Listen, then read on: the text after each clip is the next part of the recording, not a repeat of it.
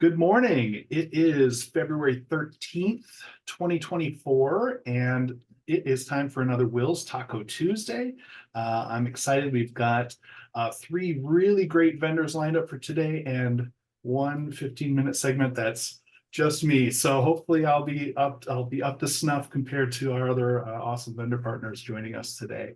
And without any further ado, actually, I'd like to turn things over to our first presenter coming to us from Gale, Stephen Wilson. Stephen, are you ready to take the reins here? I should be okay. Yep. All right, I'm going to stop sharing my screen and that should empower you to take over. All right. I'm just going to share my screen here really quick, but thank you everybody for joining this wonderful Taco Tuesday here. And so what I wanted to do over the past couple of weeks, you've probably seen some emails trickle in. And so what I want to do is just kind of go over what the discounts and trial that we have that's available for the entire state of Wisconsin right now, right? And so basically in the past I've focused on our databases, right? And so that's in the trial as well. You have access to these for the next month, but really the focus today is going to be on the ebooks, and that's not trying to take away anything from the databases. They are wonderful in their own right, but the ebooks is something that maybe not all of you are super familiar with, right? And so in terms of an ebook, these are not your traditional ebooks. I know in some circles an ebook can be thought of maybe as a bad word, right? And so this is something that these are basically just like the databases. They function same search functionality. The only difference is you don't have to pay a yearly subscription, right? And so you have the same translation features, you have the same functionality, right?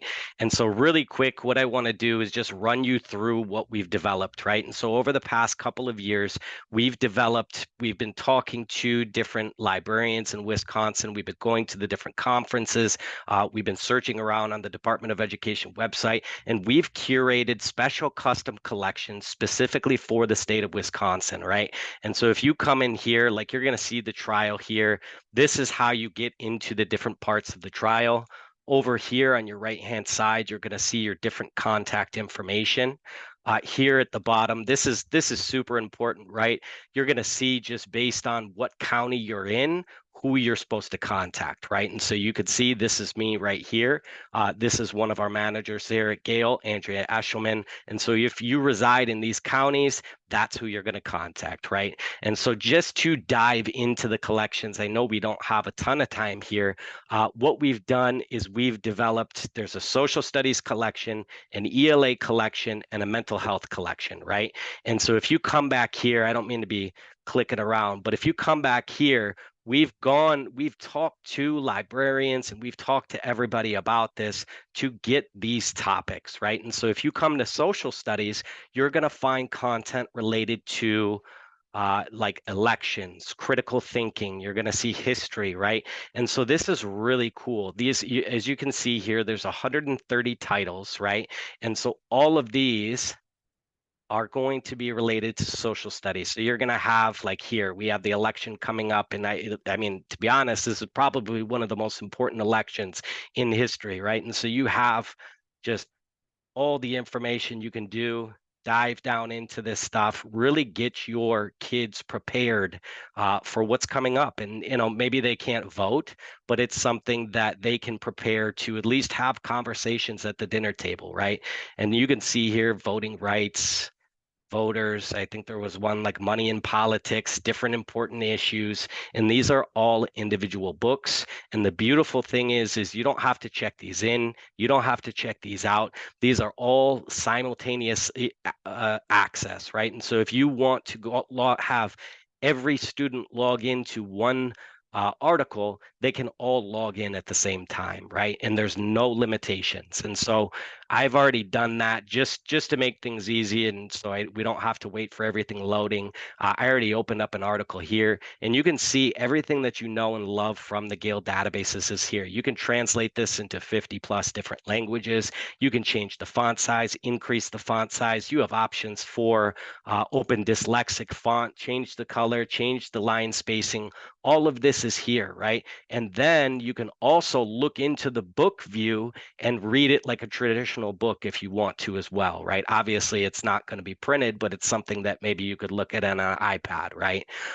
There's also a read to speak function, so we're hitting every learner where they are, right? So they can actually, if somebody has trouble with reading or they have trouble picking up words, it's actually going to highlight the word and read the word at the same time. And you could actually download that audio clip and save it to your computer or phone or whatever you want to do. And so as always, we have all these things here. So you have the ability to download, print, send a Google Drive, OneDrive. You could highlight, take notes. There's citations. Everything is super simple and seamless, right? And so that's what we pride ourselves here at Gale is really being the best of the best when it comes to technology and when it comes to content, right? And so that is the social studies collection. Basically, what we're doing is we're selling these. So I'm gonna show you this right now. We're selling these in a good, better, and best packages, right? And so you could see this. We just wanted to make it super easy, and so everything is the same price point. The only difference is going to be the focus of the content, right? And so you can see here, this is going to obviously have the most books. This is going to have the least amount of books, right? And so to dive in a little bit more, I'll come back to this a little bit later, but the mental health collection is another one that I wanted to go into. So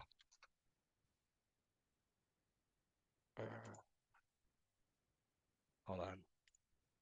So the mental health collection is really, really cool. And we all know why that's important. And it's something that I think is at the top of everyone's mind, especially in Wisconsin, right? And this is really cool because what we've done is we've developed a way for the students to have a one-stop shop for mental health resources. So they can come in here. What I have is I have some librarians, what they do is they put like flyers all over the school. You scan a QR code and you can actually get straight into here. And the beauty of that is if you have students that are searching like topics like mental health, maybe it's something about suicide, maybe it's something about panic attacks. Probably they don't want to talk to a teacher about that. Probably they might not come to you. Like in an ideal world, yes, that's true, right? But in this world, you don't know, right? And so this gives them the option to research this stuff on their own in a kind of a private environment, right? And you can see here, there's some great stuff on here. Mental health, yoga, it covers everything. I mean, this is essentially like a psychology textbook in some way, shape, or form. And then these are their newest titles, the Empowering Teen Mental Fitness. And those are really, really cool. So I'm on a tight schedule here, so I'm going to try to make this quick. Let's see. So there's also the ELA collections. ELA collections, you can see here, it's got a little bit of everything, right? Conspiracy theories. You can see, obviously, with everything that's going on in the world today, conspiracy theories is an extremely important topic. There's digital literacy. Let's see, social media and the news. I think it's critical perspectives on certain topics, right? Really trying to help students with that critical thinking. I'm going to scroll down to the bottom here just to get to more of like the ELA stuff. And so you can see here, like we have Poetry for Students. That's a fantastic series, Critical Insights. It goes over, famous authors, famous poets. It's a beautifully put together collection. And again, all of these have been curated by our master curator. And so this is the gist of it. One thing I want to say right now is this trial is going to be good until March 15th. And so we have all of these good, better, best options for each one. That's available until March 15th. You'll have the trial itself is available to March 15th. And then we have deals going on right now related to this package, and that'll be good until March 5th, and those will be good until March 15th as well, right? And so you have the ebook package plus 1 database, 5% off. Ebook package plus 2 databases, 10% off, right? And you can see here, ebook package plus 2 databases is 10% off, and then you get BOGO dollar for the foundational classics. And any specific information you want about individual titles, please see my contact information in the trial, or one of my managers' contact information. But this is the gist of it. There's also PD for teachers and librarians, so it's going to cover topics like AI. And then there's also, like I said, you have access to the Gale bundle package. And all this is good for the next month or so. So I don't know what the time is, Jeff, but I'm all done.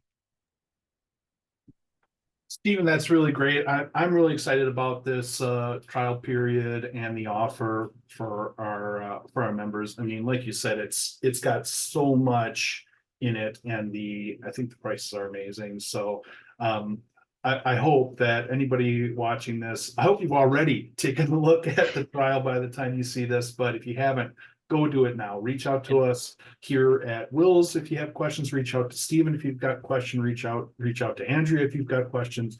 We want to make sure that you're seeing all this great stuff that's on offer. One more thing too, if I didn't mention it, is that these are a one-time purchase. So it's not like the databases. You don't have to subscribe to anything. You purchase this once and it's yours. So yeah, that's really great too, and it's a really good point. So there's no kind of ongoing renewal. It's just you've got the content, and it's there for your students and faculty to use. Great, thank you so much, Stephen. I really appreciate you coming today. It's always good to see you. All right, let me take us back to our. Oops, stop my video. Oops, I hit the wrong thing. Let me take us back to our screen here real quick, just to set us up for our next presenter. So back for another Taco Tuesday. I'm always happy to have Susan joining us to talk about FactCite. Susan, are you ready to take over? I believe I am dangerously close to being ready. Can you see my Taco Tuesday screen? You're looking really good, Susan. I'm hitting Okay. all the weird buttons. I stopped the recording. Now I started it again, but I think we're good to go. Okay, great. Hi, everyone. I'm Susan Gall from FactCite. I've met many of you at WIMTA conferences and elsewhere, and maybe even at a previous Taco Tuesday. But it's great to see you, and I'm just going to start my timer here so I'm sure that I don't go over time because I tend to talk too much. Here we go. It's time for another Taco Tuesday Quick Start Tour. Let's get started. So what is FactCite? As many of you know, FactCite is a collection of databases for students from kindergarten through high school. We have options to select an individual database or to bundle more than one database together and save. And you can contact WiLS for pricing information. All of our subscriptions are available through WiLS, and I'm sure everybody on this webinar today is a WiLS member. So get in touch with WiLS to find out pricing information and also to request your trial. So why would you choose FactCite? Can't I just Google it? We've produced a video, which I'm going to share these slides with all of you, and you can click through and watch the video that explains the difference between a Google search and a FactCite search, or any database search actually. Where does Google get its search results? Where does a subscription database get its search results? And that will help your students understand the difference and see that using a database is really going to be more efficient for them. We hear a lot from librarians that the budgets are tight. Our FactCite databases are very affordable. Subscriptions start at under $200 a year per school. We offer districts subscriptions and district discounts, and Wisconsin has been a growing state for us. FactCite's a favorite among Wisconsin students, and we encourage you to take a trial and see if FactCite will work for your student research. My students are at different reading levels. That's another question we often hear. We worked with a reading consultant to design our screens. Our screens are simple, limited amount of text on the page. Every FactCite database uses exactly the same design. So once your youngest students learn to search and access FactCite, they'll be competent in using every database in the FactCite collection as they move up in grade level. We also call our screen design stigma-free. So if an older student needs to use one of our databases, they won't feel that they've been sent to a babyish resource. It's a dignified looking resource. And I'll show you that in a minute if we have time.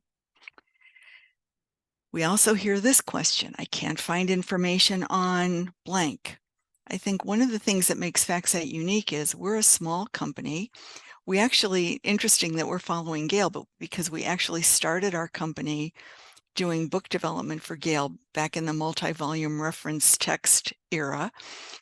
Our editors are experts on developing authoritative content that's accessible for students. And because we're a small company, we can be pretty nimble. So if you have a request,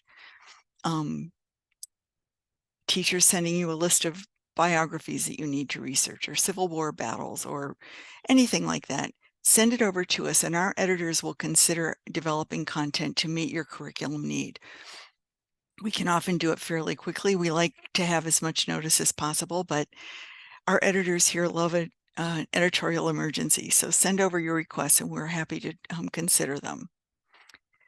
As I mentioned a minute ago, you can subscribe to individual FactCite databases, or you can bundle and save. You can ask WiLS for pricing. WiLS has been a great partner for us. Now I'll talk about the individual FactCite databases. FactCite Lingo is a database that offers content in English and Spanish in an engaging interface. So the student can be reading in English, touch the screen, or depress the mouse key and the translation will appear and then it goes away. It's just a way to support language acquisition, whether it's an English language speaker learning to speak Spanish or Spanish language speaker learning to speak English. FactCite 123 is our entry-level database. It has 14 modules covering science, social studies, and ELA. It's the foundational database of our K-8 bundle. Every entry in FactCite 123 features a step-up icon. If your school's subscription includes our database at the next reading level, your students can seamlessly go from the lower reading level to a little bit more challenging entry without having to start a new search. FactCite includes 4 biography databases. Your library may have owned one of these titles when it was a print set. In around 2010, we launched FactCite as an add-on to our print encyclopedias, and from 2018 on, we've been focusing on the databases exclusively. We no longer have multi-volume print reference, but we update on a continuous basis. Our subscriptions are a terrific value. All of our biography databases include historic and contemporary figures. Mythology is an incredibly popular and heavily used database if your school district includes mythology in the curriculum, or if you've got mythology fanatics among your students. Many of the children's authors have been using mythology as a foundation for their works. Rick Riordan, we're all grateful to him for getting kids excited about Greek mythology. So take time to explore that database. We have 3 history databases. Our American history database is the lowest reading level, grades 4 and up. Then we partnered with Omni Graphics to bring the complete contents of their 35 plus volume print series online.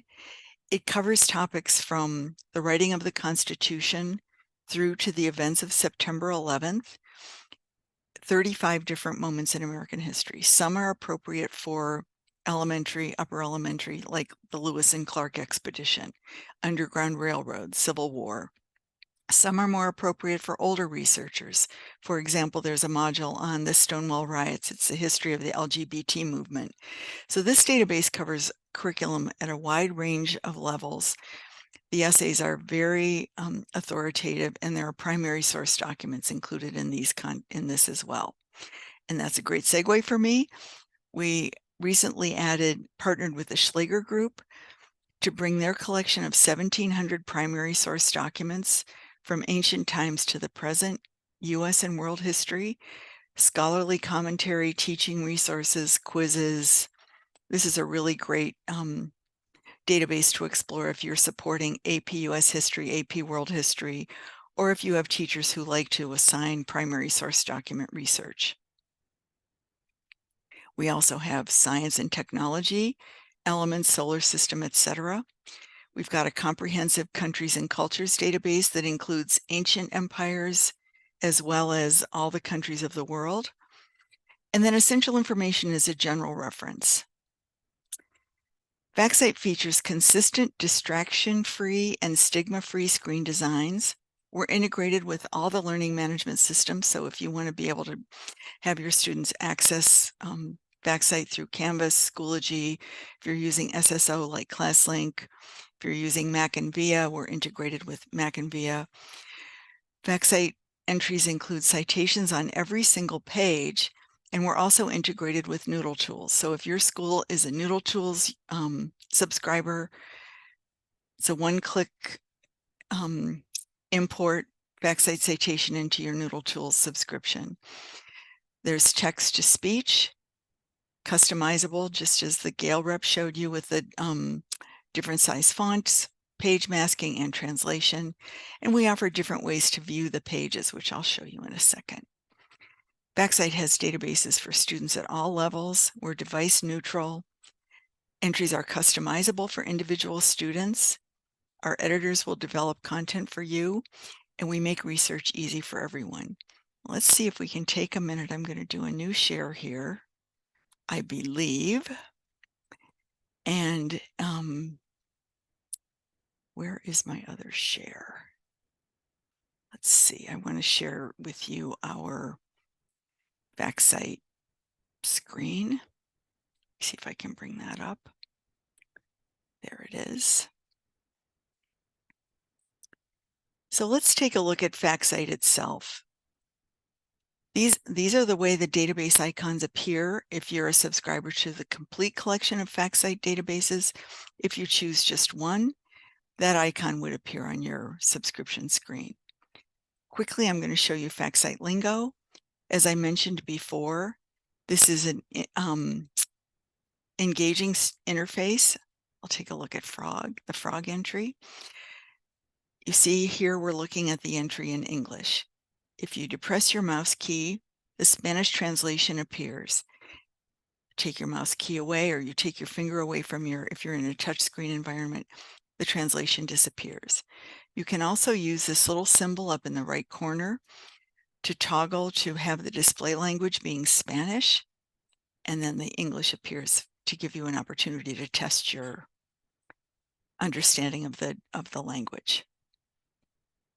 FactCite lingo closely parallels the content in FactCite 123. This is the database I mentioned before that's for the lowest reading level student. I want to show you here the way the step up to a reading challenge works. So in the biography section, let's choose President Barack Obama. In this database, we try to profile the notable people from a student's point of view. So we focused on childhood, included images of the famous person as a youngster, as a young person. And you can see here the way the article is displayed. This shows it's a 5-page article. Some students prefer to look at the article in a scrolling mode. So you can go up here to the upper right corner, and this applies to every single FactCite database. You can select one page. Any individual student can select this, and then the article is available for scrolling. I mentioned before the citations. FactCite 123, our lowest reading level, is the only one that's not integrated with Noodle Tools. That's because we're assuming that students in primary grades are not yet using Noodle Tools subscriptions, but we do have the citation there. You can teach about that. If you click on this icon, Step Up to a Reading Challenge, it takes you to you can see from the breadcrumbs up here, Biography for Beginners. At the top of every Biography for Beginners entry, there's a quote by or about the person. There's an abstract. This helps students understand. This is a FactCite trademark feature. Every entry has an abstract. That helps students understand why we care about that person, place, or event. What's notable about it? So here we see Barack Obama was the 44th president. And then boldface type feature helps to draw the student through. Again, we see it's a 9-page article. Audio read along included here. Students can add page masking, you can change the size of the type, etc. You can slow this reading up or speed it up or slow it down. Every FactCite database has special topic indexes. So if your students are assigned Explorer reports, you'll see this is a very deep database of Explorer biographies from Hanno, who was exploring in Africa in the 500 BC, to people like Bob Ballard, who's been looking for and exploring the Titanic. All of our biography databases have similar indexes. You might remember Lincoln Library of Sports Champions as a print encyclopedia was really crazy popular, and now we have the complete contents online. We've been debating here at the office whether we need to add Taylor Swift to the Sports Champions. We've just updated her profile and biography for beginners, but she's making a big impact on the NFL, as we all know. Here's our mythology database. I mentioned before Greek and Roman mythology, and then we have the mythologies of the world as well. This is a great place to explore. We have a new lesson plan that ties Korean mythology to Newbery Award-winning Ty Keller's books on based on or inspired by Korean mythology. So this is a terrific resource and very affordable. Our American history resources, my predecessor Gale presenter mentioned about elections. We also have great coverage of the presidential elections from the earliest election till the modern day. Every election has a map of the United States that shows the way the voting went. It explains who could vote in that election, who the candidates were, etc. This is a wonderful resource for studying historic elections. These topics at the top are the popular topics. There's a great coverage of U.S. states. Defining moments I mentioned before. In these American history databases, we also add a timeline index. So each one of these entries represents about a 300-page book presented in a searchable online form. These are organized by eras in American history. So if you have a teacher who's assigning something, each of these modules also includes suggested research topics. So that's helpful for a teacher to inspire classroom discussion or for students if they're looking for a topic for their paper. Milestone documents. Oh, that's my timer that I'm running out of time. Milestone documents is 1,700 primary sources from ancient times to the present. We've pulled out the popular topics in American history to support AP history. About 200 scholars contributed to this, and the scholars are named in association with each of the documents. Science and technology includes elements, planets, etc. This module on climate is a newly added one, and it's got a lot of information about climate change, which is a popularly researched topic now, as you all know. Countries and cultures. It's a pretty standard database covering the countries of the world, but we do also include the ancient empires. You can see that here. Mesopotamia, ancient Egypt, ancient Greece. And finally, essential information, which is a high school public library resource, literature of the world, etc. Here at the bottom, we have our getting started videos. Here's where we have why use databases, the one I mentioned earlier about Googling, other short videos about how to use FactCite. And we also have lots of lesson plans, and we are enthusiastic about providing public professional development for your teachers. Does anybody have any questions before I turn things back over to Jeff? We appreciate so much the opportunity that WiLS gives us to present to all of you. And we encourage you to request a trial. I'm going to go back to my other screen share here. We're always here to help. Ask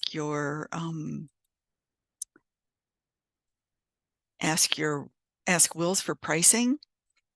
Click on the tips for teachers for videos and activities. You can always email I put my email in the chat, but you can also always email owls at FactCite, that's our logo, or you can give us a call. Ask WiLS about a FactCite trial today. The great thing about taking a trial for your school is that you can receive usage statistics at the end of the trial, so you have an idea of which databases have been used at your school. So thanks so much, Jeff, for giving me the time to squeeze in a quick tour, and I look forward to hearing from people in Wisconsin and seeing you all at the WIMTA conference, excuse me. Thanks a lot for having me. Thank you for joining us, Susan. It's always, I always enjoy having you here and getting to see just like the wealth of resources available through FactCite. So I'm always happy to help share that out with our members. Thanks again for presenting with us today. All right, let me flip over to the agenda one more time, just to set things up for a different share from my same screen. I'm actually going to be talking for this next segment just a little bit about what is going on at WiLS Cooperative Purchasing this year. So let me stop my share and reshare over here. Hopefully that's working now. Okay. So we had an open slot today, and so I decided to take that time to talk a little bit about the strategic plan activities for 2024 for the cooperative purchasing team. So let me give a little bit of background first. So every year, of course, WiLS puts together a fairly ambitious slate of activities in support of our strategic plan here organization-wide. We're in year 2 of a 5-year strategic plan at WiLS. And each of the teams at WiLS puts together their own list of priorities and activities that we're going to be undertaking to support the goals of that strategic plan. And so the cooperative purchasing team, which is kind of what Taco Tuesday is all about, our vendors here at Cooperative Purchasing, we naturally do the same thing. So I've got a list. I'm not going to talk about all of the activities, partly because some of them really aren't pertinent to kind of an external facing presentation, but some of them also just aren't quite baked enough to share with members. But several of them I am going to talk about here today. And these are not in any particular order. They are just sort of in the order that I pulled off of our list and thought might be interesting to talk about. And so one of the things that we're doing with some intention this year is promoting WiSCal. And so WiSCal is the Wisconsin Collection for Academic Libraries. This is a ebook and audiobook shared collection that is it is on Overdrive, and it is a collection, like I said, of ebook and audiobooks amongst, I think we're up to 14 WiLS academic library members that participate. That launched about 5 years ago with, at that time, I think 7 libraries were participating. So the group has grown over the years, but it has grown a lot just already this year. I think we've brought in 3 new members just in the last year. And partly that's down to what we're trying to do here, which is really get the word out about this program. The collection, I think, is about 1,500 titles now. And it is, that is also growing and will continue to grow because every year more money comes into the collection, and we've got a much more kind of regular process for spending that money to bolster both existing titles in the form of like getting extra copies or renewing things that are expiring due to metered use, but also really working with the individual member libraries to help them find titles that will really support their goals and build that collection out.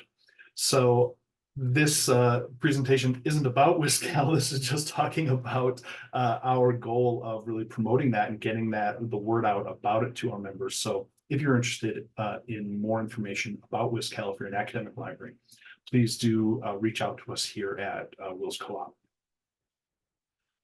Next up, something that you probably have already heard about from us because we're already talking about it a lot, which is year 2 of our Cooperative Purchasing member survey.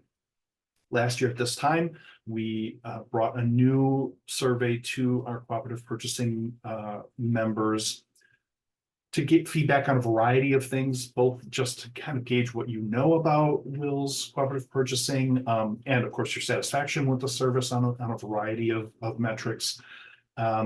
Feedback about the sorts of things that you want WiLS to pursue in terms of partnerships with different vendors or different kinds of resources or tools. And all of that input was really valuable last year. That has driven some of the kinds of new vendor partnerships we've been looking at, and just general kind of workflow things. So anyway, we're really happy with that survey data, and we want to continue gathering it year over year so that we can start actually tracking trends and seeing the impact of the changes we're making. So if you're watching this, chances are good that you have already received notification that this survey is up and that we're taking responses. If you haven't already responded to the survey, please do. We've already got a lot of responses, but we really want to hear from you. We want, of course, WiLS Cooperative Purchasing Service to be the best it can be and to be the best possible value to you and your institutions. So please do take the survey and let us know what we can be doing differently. And of course, we never are sad to hear what we're doing well as well, but we really want to hear from all of us, as many members as we possibly can. So this next one is called How Co-op Works, and it's a little bit nebulous still, but it grows out of another thing that we did last year, which I'm going to be talking about again further down in my slide deck. But we think it might be valuable to put together some kind of little guide to how this whole service works, how we work with you, how we work with vendors, what we are doing for you. And so we're not quite sure what form that's going to take. I think you already get a lot of kind of like written textual stuff from us. So we're thinking about if there might be a way to present this information in something a little more, I don't know the right word, engaging, I guess, graphical.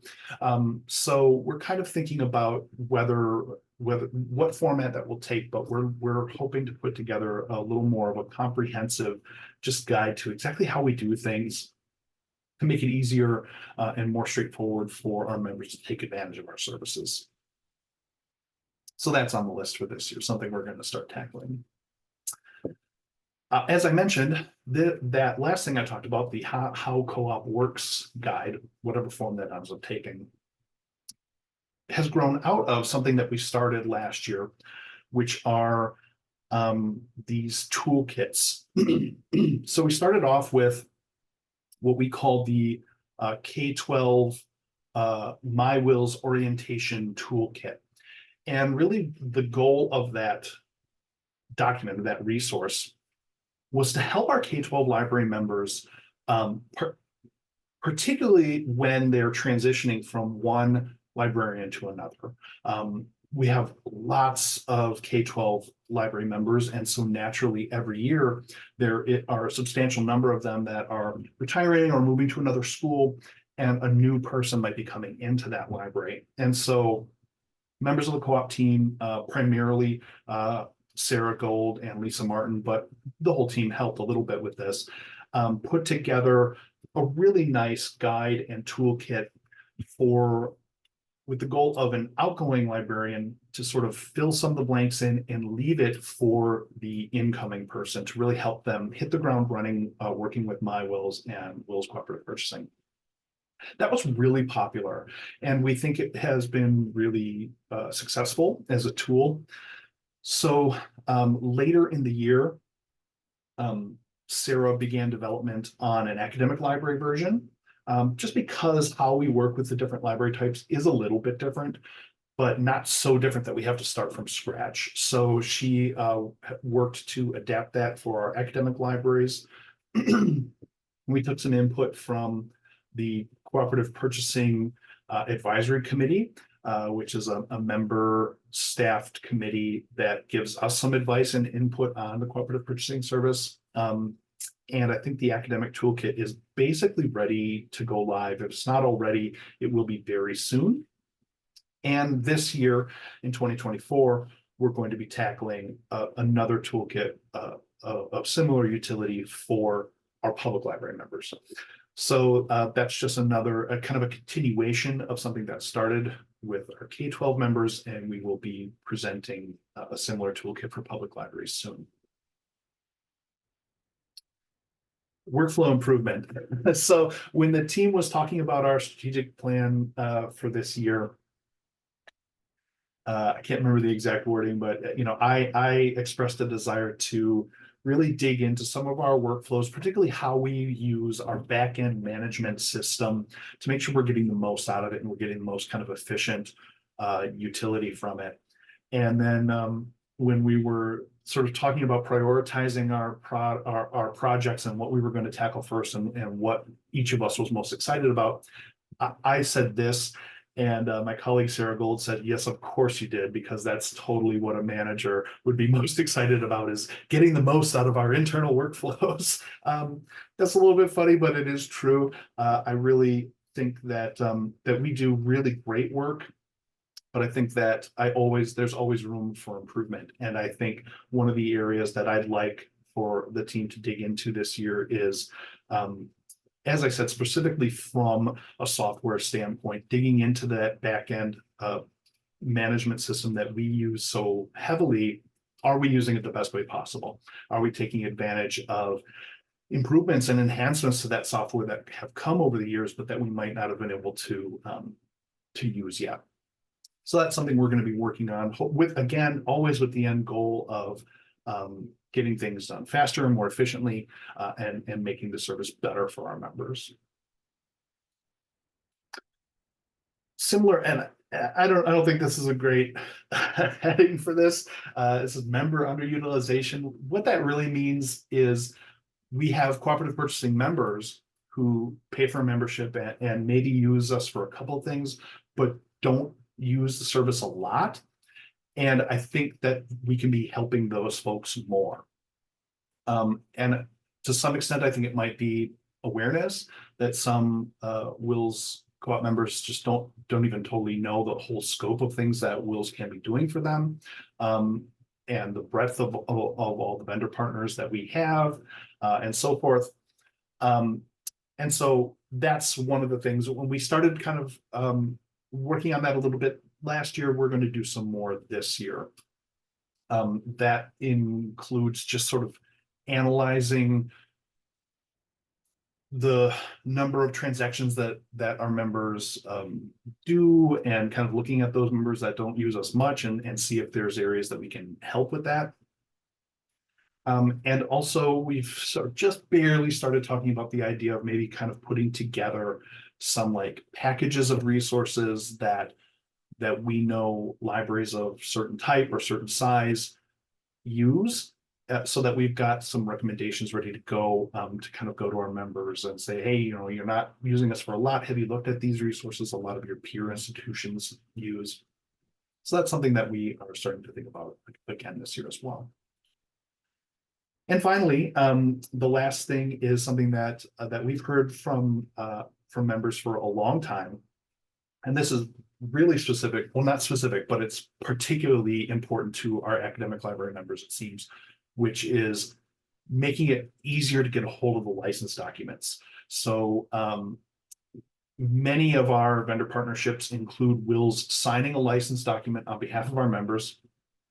And they are always available to our members, but it's sort of like by request. You need to email us and say, hey, can I get the license document for vendor XYZ?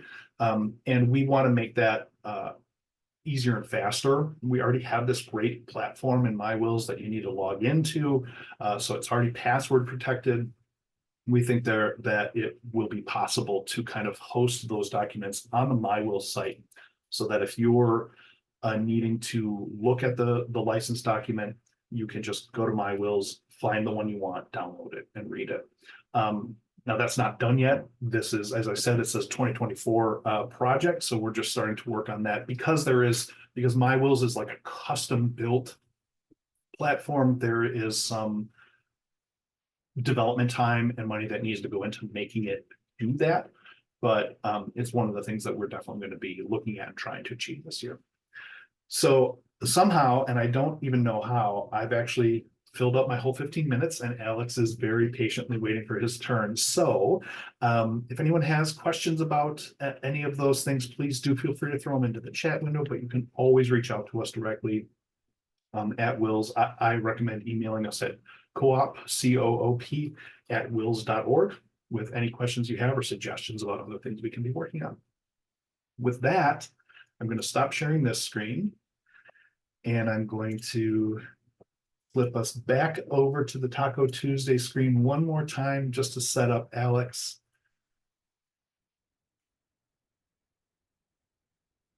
Mainly for the benefit of the recording, so it's a nice clean starting point for Alex's presentation. Okay, Alex, thanks so much for waiting. I am ready to let you take over and present. Awesome. Thanks, Jeff. Can you hear me okay? Yes. Yes. Sound great. Awesome. Hi, everyone. Great to meet you. I'm going to share my screen in just a second here. I am the co-founder and CEO of ClassHook, and I'm going to be sharing how we can support you and your libraries today. So give me just 1 second here. Awesome. So at ClassHook, we help educators use TV show and movie content to help students learn different concepts. And just to do a little quick background on why we built this platform, it's because students today need more relevant content, right? They don't want to use their textbook. They don't want to watch old shows and old content. They're all on their phone watching something short form video on TikTok and all these other platforms. And so we need to find a way to connect with students. And this is something that a lot of schools are working on, is how do we bring in relevance to our lessons? So we do partner mostly with academic libraries, but if you see some applicability here, we'd love to chat. Um, and one of the big challenges that you or your teachers may experience is that finding engaging content is hard, right? You'll go to YouTube and spend 10 hours or a really long time just finding that right video for your students. But the challenge is that YouTube's not built for educators, right? That's why educators take so long to search on it for great content. It's not that there's a lack of content, it's that there's too much content and you don't know what's good and what's not. And so in talking to lots of educators, we found there's just this big time sink that goes into finding videos. And so we built ClassHook to really solve these challenges. One, we help educators find content much more quickly in just a few minutes or even seconds for their lessons. And two, we've built a platform that helps educators bring in relevant content that students are excited to talk about and excited to learn from in their lessons. So that is popular TV show and movie content, as you can see on the left side here. And then we also help educators use the content in a way that's really conducive to supporting students in learning science or math or whatever. And so just a little bit about our content. We have over 7,400 videos. Yes, the job for some people on our team is to watch TV shows and movies and find great content in over 20 subject areas. We've made sure it's all age appropriate, organized by topic and unit, aligned to educational standards, and vetted. So you can come to our platform with the safety and security that you're finding suitable educational content for students, and it's not going to be something inappropriate on YouTube that you might find going and doing your own search on YouTube. Teachers really love to use ClassHook for a few reasons. One, it saves them a lot of time finding content. Two, it helps them use videos more efficiently. And three, of course, it helps connect to students, connecting to their interests in the context of whatever you're going to teach. So I'd just love to hop in and show you the platform. I'm going to stop sharing and then go back in and share again. Here we go. So when you get to ClassHook, it's pretty straightforward. I'm set up as a middle school ELA teacher, and so when you're set up here, it's going to give you some recommended videos. And then I can go in and just type in what the topic I'm going to teach to my students is. And so I'm going to type simile. And I'm getting examples here from Aladdin and Shrek and Pocahontas, and these might look familiar. Some people may be nodding there. I can't see you all, but maybe nodding your head saying, "Oh, I know this show," or "I know this movie." Um, and you can filter by different grade levels and ranges. So as I mentioned, we've done all the categorization. So that means you get a lot of powerful filters to find exactly the content you need and that you want. I'm going to scroll down to this Forrest Gump clip that talks about simile, hyperbole, and aphorism. So if you're teaching figurative language in an ELA classroom, you can go ahead and use this. You can load the video right from here, so you don't have to go to some other link or access some other database or anything. All the content's right here along with the search platform. And then you can play it right from here. And so I want to point out one thing is that the content comes from YouTube, but it is a curated library. And we have a partnership with YouTube for Education. So that means you're going to be able to watch these videos without any ads, right? I know ads are a big challenge for educators and for you don't want students seeing them. So you don't have to worry about that with ClassHook. And as you can see, it did play the video, and then I could stop the video and scroll at any point, and then you're not going to see any of those ads. So that's one benefit I wanted to share. Um, One thing you could do with these videos is you could add embedded prompts to get students talking about whatever it is that they're going to be learning. So let's say you're helping as an educator, a teacher, find some video content for their ELA classroom, and then you want to help them by coming up with some questions that they might ask in their lessons. You can just add a prompt right here. So we can say, what is the simile example in this video? And you can set a timer or not, and then you can add that. And so I have all my prompts down here.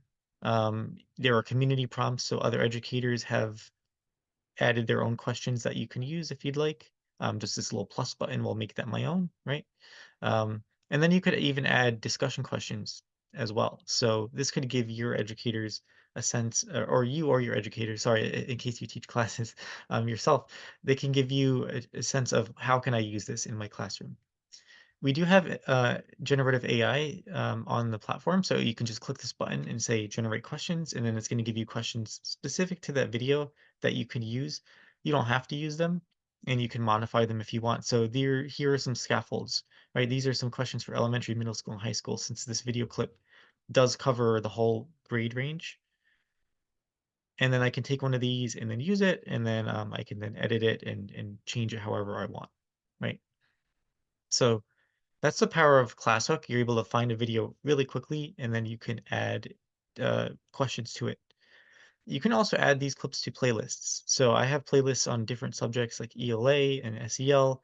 In just one click, I'm adding that to my ELA playlist. And then if I want to view a playlist, you can come here and we can find our ELA playlist. And then here are my videos.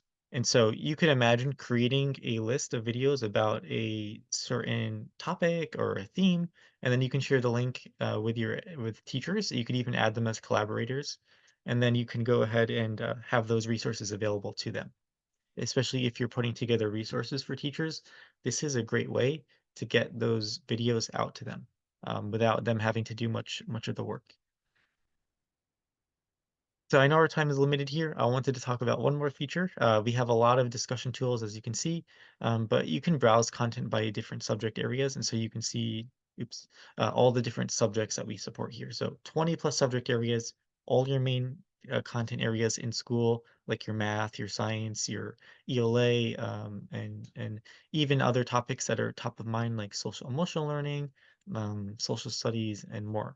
And so if you hop into any one of these, clicking on that ELA theme, if you go to figurative language, it's going to show you all the videos under that. And then as an educator, you can filter by topic or grade level, all the same filters as before.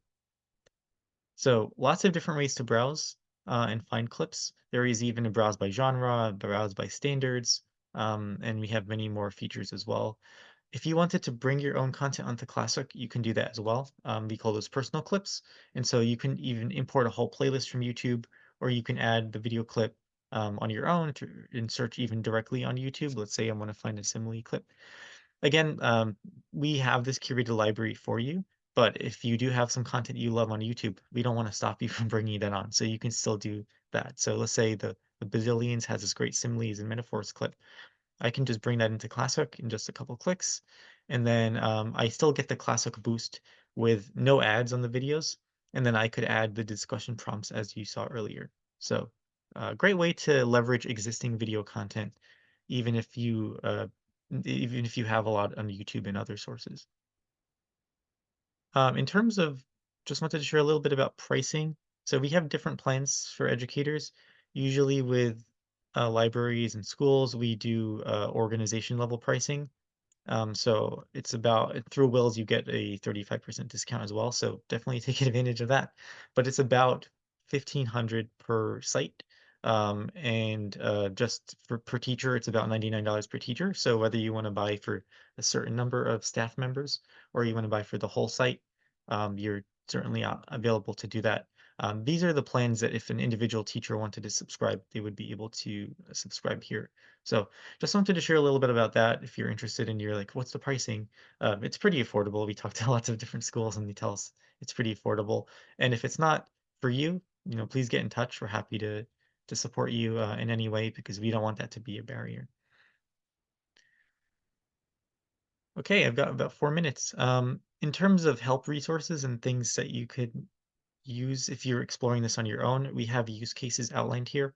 So these are the different ways that you or your educators can use ClassHook, hence the name hook, right? To start off a lesson as a bell ringer or a hook to get students really engaged before you start the lesson, introducing new concepts and things like that. You can use it for that. Maybe you want to illustrate a point about bullying or digital citizenship or science, right? You can use the video clips to really bring learning to life through them. And we even give you example videos under each of these use cases. So we've outlined 9 of them here. There's obviously not all inclusive, but they could help just get some ideas for how you can start to leverage this in the classroom. If you're an educator, or you can send this to your educators to support them. And if you need any help, we've got training videos here on how to do anything on the platform. So the platform is pretty comprehensive. I only shared a little bit, but you can do things like assign videos to students. You can teach vocabulary using a vocab finder. You could even do live discussions with these videos. But in any way you want to leverage video content, your educators can do that. You and your educators can do that. So we've made it to be a very flexible platform. I'm going to stop sharing and just go to my last couple slides here before we wrap up. Give me one moment here. Okay, I was losing the Zoom for a second. There we go. Okay, yeah, if you have any questions, my contact information is right here. We can chat. I'm going to put this link in the chat as well if you do want to schedule time to chat. Definitely happy to talk to anyone, even if you just have general questions about using videos in the classroom. Just want to be a helpful resource to you. So thank you all, and thank you, Jeff, for the time today. Really appreciate it and hope to hear from you all soon. Thank you, Alex. I love hearing about ClassHook. I think it's one of the coolest things that we've added to the WiLS kind of family of vendor partners in a long time. So we're going to keep trying to make sure we get the word out and make sure that as many of our members as possible know about the cool. I keep using the word cool, but I don't know another word to use for it. It's just, it seems like invaluable. Game changing. These are other words I should be using. So anyway, Thank you. thank you, Alex, for joining us as always. Yeah, thanks for having me. All right, so we've come to the end of another Taco Tuesday. I'm so excited that we're back after kind of a long winter break here. Thank you to those of you who attended live. Thank you to those of you watching the recording. We're back with, again, every 2 weeks, we will be bringing you a new Taco Tuesday session. The next one is 2 weeks from today, February 27th. At 11:30 a.m. Again, we've got a full slate of 4 presenters. Actually, all of our presenter slots are now booked until, I think, in May. We've got openings again, so we'll keep working on getting folks booked for the remainder of the spring. Keep coming back to hear more about great resources from our vendor partners. Thanks again and have a great afternoon. Bye.